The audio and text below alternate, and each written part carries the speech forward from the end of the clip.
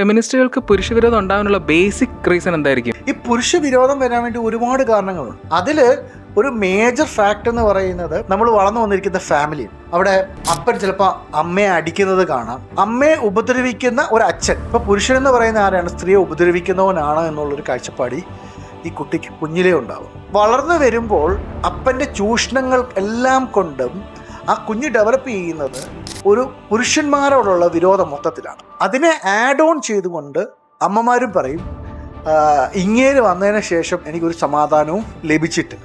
പിന്നീടുള്ളൊരു കാരണമെന്ന് പറഞ്ഞാൽ ഇവർ വളർന്നു വരുമ്പോൾ ഇവരൊരു ഏതെങ്കിലുമൊക്കെ റിലേഷൻഷിപ്പിൽ അവർ വന്ന് പെടാം.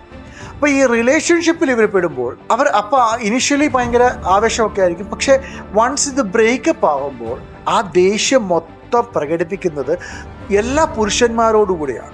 ഇങ്ങനെയുള്ള വിവിധതര കാരണങ്ങളാണ് പലപ്പോഴും ഈ സ്ത്രീകൾക്ക് പുരുഷന്മാരോടുള്ള പുരുഷ വിരോധത്തിന് കാരണമായി തീരുന്നത്.